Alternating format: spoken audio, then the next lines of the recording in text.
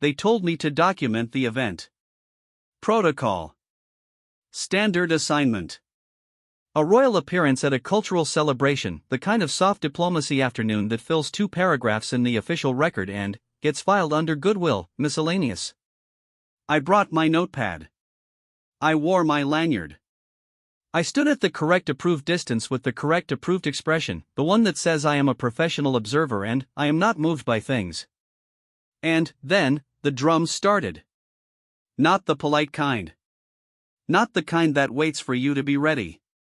The doll hit the air like something had been held underwater for 300 years and, finally, broke the surface, and every single person in that room turned their face toward it the way flowers turn toward a window they didn't know was open. I watched a princess step out of everything she was supposed to be. I watched a community watch her do it. And I understood, standing there with my uncapped pen and my blank notepad, that I had not been sent to document a ceremony. I had been sent to witness something that does not have an official form. This is my account. It is not 2 paragraphs. My name is irrelevant to this story, which is exactly how I prefer it.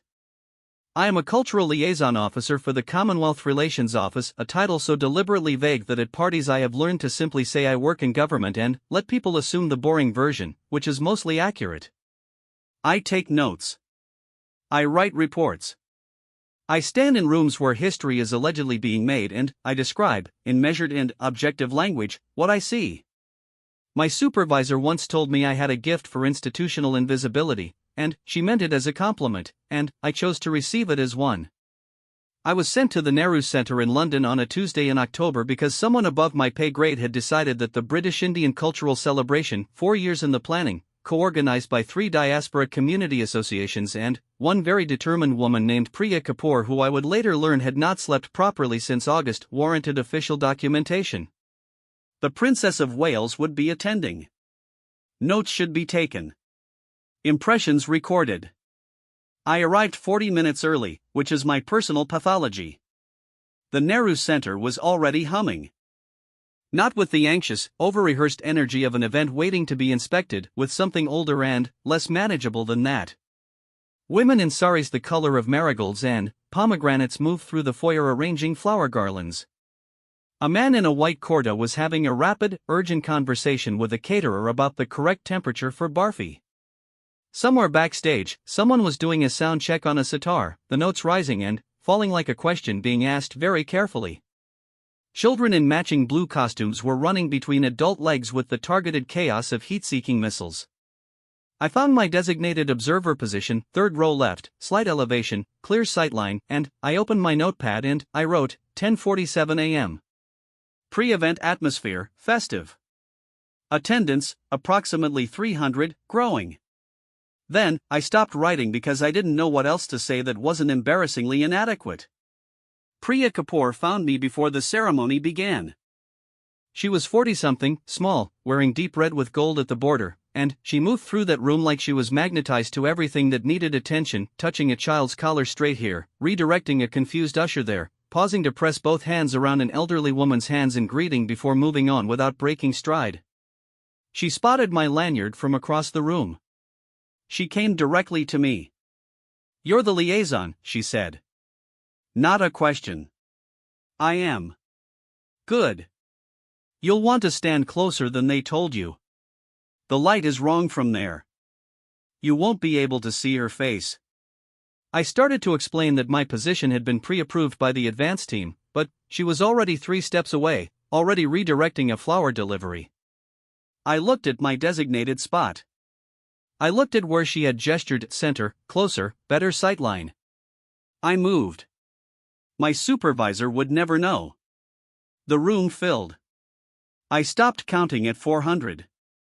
There were grandmothers in silk, granddaughters in jeans and bangles, men who had clearly been coaxed into traditional dress by their wives and were being good sports about it. There were community elders who had been in Britain since the 60s, who had built temples and converted terraced houses and opened restaurants on streets that had never heard of them and raised children who became doctors and lawyers and, in at least 3 cases I would later be told, members of parliament. There were university students who had come from India 2 years ago and were still figuring out what rain meant as a default atmospheric state. They were not a monolith. That was the first thing I actually wrote down that felt true. They are not a monolith. They are a crowd of individual histories that share a thread. The official party entered at 11:15. There were introductions, welcomes, the ceremonial language of diplomacy which I have transcribed so many times I can hear myself doing it from the outside. Garlands were presented. There were photographs.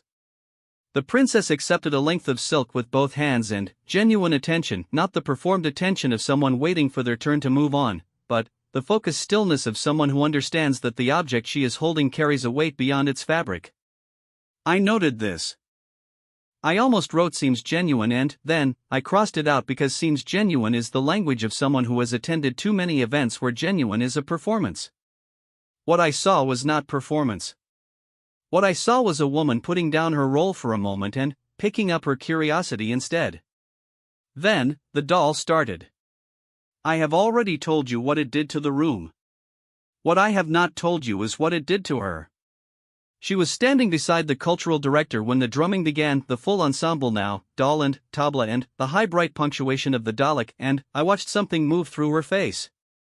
Not surprise. Not the diplomatic smile that gets turned on for unexpected moments. Something quieter. Her chin lifted fractionally. Her eyes changed focus, the way eyes do when you are no longer looking at what is in front of you but at something the sound is showing you. She leaned slightly toward the woman beside her, not the official beside her, but the community elder, Mrs. Meena Sharma, who was 73 years old and had been dancing Bharatanatyam since she was 6 and had not stopped for anything including a hip replacement in 2019, and she said something I was too far away to hear. Mrs. Sharma laughed. A real one. The kind that involves the whole face and requires no translation. Then, Mrs. Sharma took her by the hand. I want to be precise about this because it matters. Mrs. Sharma did not lead. She did not instruct. She held out her hand with the unhurried confidence of someone who has never in her life doubted that movement is its own language, and she waited half a second, and the princess took it. And that half second, that brief, unscripted, completely human half second of yes is what I was actually sent to document. I didn't write it down immediately. I held it. I turned it over. I felt the inadequacy of every word I had available to me and I sat with that inadequacy the way you sit with something too large to move. Around me, 400 people went very still in that particular way crowds go still when something real is happening, not the stillness of holding breath, but the stillness of not wanting to interrupt. And then, Mrs. Sharma began to move, and the princess followed, and the drums were asking the same question they had always been asking, and this time there was an answer. I wrote one line. 11:31 a.m., something is beginning that I don't have a form for. I was right. I was not close to understanding how right. Part 2 continues. Mrs. Meena Sharma had a knuckle on her left hand that bent the wrong direction. I noticed this because when she raised her arm into the first position, wrist curved, fingers fanned, the whole gesture arriving from somewhere below the shoulder and traveling up through the elbow like water finding its level, her ring finger deviated slightly, crooked at the second joint in the way that old injuries deviate. Not enough to stop her. Barely enough to see. But it was there, and it was the first thing that told me her body had been doing this long enough to absorb damage and keep going anyway. She had danced through a hip replacement. She was dancing through a crooked finger. She would, I suspected, dance through most things. The princess was watching her hands. Not in the way observers watch, clinically, cataloging, but in the way students watch. Hungry. Trying to understand not the motion but the source of the motion, where it came from before it became visible. She was tracking the principle, not the steps. I recognized the look because I have spent 20 years watching people in rooms, and there is a particular expression that crosses a face when something shifts from information to understanding and it involves a small releasing around the eyes, like a word you've been mispronouncing suddenly clicks into place. Mrs. Sharma noticed. Of course she noticed. 73 years of reading audiences had made her a seismograph for attention. She slowed down. Not to accommodate. Not in the gracious, slightly condescending way that experienced practitioners sometimes slow for beginners. She slowed the way a sentence slows when it arrives at the word that holds all the weight deliberately to let the weight land. She brought the princess's arm up. Adjusted the angle of the wrist by perhaps 15 degrees. Stepped back. Watched. The princess tried it. Wrong at first. Too stiff in the shoulder, the control coming from the wrong muscle, the gesture arriving as direction instead of intention. She knew it was wrong, I could see her know it, the small compression at the corner of her mouth. She tried again. Still off. There was a breath that was almost a laugh at herself, the self-deprecating exhale of someone who is not accustomed to public failing and is being unexpectedly good-natured about it. She tried a third time. And, on the third time, something released in the shoulder, and the gesture traveled the way Mrs. Sharma's gesture traveled, not performed, but arrived at, and Mrs. Sharma made a single sound that was not quite a word and was entirely approval. Around us, someone started clapping. Not applause. The rhythmic, participatory clapping that is its own form of percussion, that says we are all in this together, this is not a performance for you, you are inside it now. Priya Kapoor appeared at my shoulder. I did not hear her approach. You're writing, she said, looking at my notepad. I was. I had written, the mistake was the point. She had to be wrong 3 times before the right thing became possible. I had also drawn, for reasons I cannot fully explain, a small crooked arrow in the margin. She's been learning, Priya said. Privately. For 2 months. She didn't tell anyone because she didn't want it to be a performance. She wanted to actually know something. I looked at her. You knew? My cousin teaches her. She watched the room without looking at me. She wanted to understand what she was celebrating before she stood in front of it. She didn't want to just smile at it from the outside. I thought about this. I thought about the number of events I had attended where the official participants had stood in front of things they had not tried to understand, smiling correctly, wearing their goodwill like a high-visibility vest. I thought about how rare it was, genuinely rare, not just being kind rare, for someone in a position of symbolic power to decide that the symbol was not enough. Does it change anything? I asked. Knowing she prepared. Priya considered the question with the seriousness it deserved. Around us the music was building again, the rhythm accelerating, children in blue costumes beginning to file into formation for the main performance. My grandmother came here in 1968, she said. She brought 1 suitcase. She brought seeds for her garden because she couldn't find the right herbs at any shop that existed then. She spent 30 years cooking for people who didn't ask what was in the food, they just ate it, and they never thought about where it came from. She paused. Today someone who represents the country she arrived in tried 3 times to learn how to hold her wrist correctly before she'd stand in front of this community and celebrate with them. She turned and looked at me directly. It doesn't change everything. But it changes the specific thing it changes. Then, she was gone again, back into the motion of the event, touching a collar here, redirecting there. I stood with that sentence for a moment. Then, I wrote it down verbatim because I did not trust myself to paraphrase it without losing something essential. The children's performance began at noon. 43 children between the ages of 6 and 14 had been rehearsing since spring. I learned this later from the program notes, which I read 3 times because the program notes were the only thing in that room that matched the measured language I had come prepared to use. The choreography moved between classical Bharatanatyam and folk forms from Punjab and Gujarat and a contemporary section that one of the teenage choreographers had developed herself, integrating footwork patterns from 3 regional traditions into something that was identifiably all of them and belonged entirely to its own generation. The youngest was 6. She was in the front row. She was missing one of her front teeth and she was vibrating with concentration so intense it was almost audible. She got her cue. She executed her first sequence with the focused ferocity of someone who has been waiting their entire 6-year life for this exact moment. She was not perfect. She was so far beyond perfect that perfect became a stupid word. I have a policy, professional, long-standing, against emotional response during official assignments. I note it, I document it, I feel it privately in the car on the way home. This policy has served me for 2 decades. The 6-year-old with the missing tooth looked at the Princess of Wales at the exact moment she completed her sequence. Not for approval. Not with nervousness.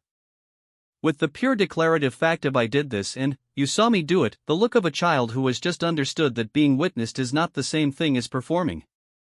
The princess met her eyes. She nodded once. The child's face did something I don't have the right word for. Not joy, exactly, joy is too simple, too light. Something that has joy in it and, also something heavier, older, something that in a 6-year-old's face looks like it arrived from generations back. I did not write this down immediately. Some things take a moment before you trust yourself to hold them in language without breaking them. I looked at my notepad. I had filled 17 pages. I had arrived prepared to write 2 paragraphs. Outside, London was doing what London does, grey, indifferent, magnificent, and, inside this room, 400 people were discovering together that celebration is not the same thing as ceremony. The difference is small. The difference is everything. Part 3 continues. There is a particular quality of silence that follows music that has been played at full human capacity. It is not the absence of sound. It is the presence of everything the sound left behind, in the walls, in the chest, in the space between people who have just experienced something together and have not yet been required to resume being strangers. I have been in many rooms at the end of many events, and I have learned to read endings the way sailors read skies, the perfunctory applause that means we are glad this is over, the relieved applause that means we survived the awkwardness, the sustained applause that means we needed this and didn't know it. What came at the end of the children's performance was different from all of those. It started in the back. A single person standing, I couldn't see who, the room was too full, and then, the row around them, and the row ahead, the standing spreading forward through the crowd the way a wave moves not by the water traveling but by the movement passing. Not orchestrated. Not the coordinated rising of an audience that knows it is supposed to stand. The organic, slightly uneven surge of people who stand because staying seated suddenly becomes impossible. 400 people. On their feet. In a room in London on a Tuesday in October. I was already standing. I had stood at some point during the performance without deciding to. The Princess of Wales was crying. Not performance crying, not the glistening eyes of public emotion that gets photographed and discussed. The other kind. The 2-second kind that arrives before you can organize it, that she caught with a thumb at the outer corner of her eye with the rapid practiced motion of someone who has learned to manage these arrivals in public. She recovered. She smiled. The smile was genuine in the way that smiles are genuine when they arrive through something difficult. Mrs. Sharma, beside her, saw the whole 2 seconds. She said nothing. She simply pressed the princess's hand once, briefly, the way you press something you understand. I wrote, 12:44 p.m. Then, I stopped. The time seemed like the only fact that was appropriate. Everything else felt like trespass. The official part of the afternoon ended at 2. There was a reception, finger food, chai, the organized informality of a diplomatic gathering where everyone is encouraged to mingle and, most people seek the corners they arrived with. I drifted. I do this at receptions. I am good at looking purposefully stationary, which allows me to hear things. I heard a man, mid-60s, grey at the temples, the bearing of someone who arrived in Britain young and built something from the specific gravity of determination, talking quietly with 2 other men about a restaurant he had opened in Southall in 1987. The building had flooded twice before he found the right location. His first chef quit after a month. A newspaper had written something unkind about the neighborhood that year and the foot traffic had dropped for 6 weeks and he had not been sure, he said, that 6 weeks would not become permanent. It did not become permanent. He said this without triumph. Just as fact. As one of the facts that compose a life.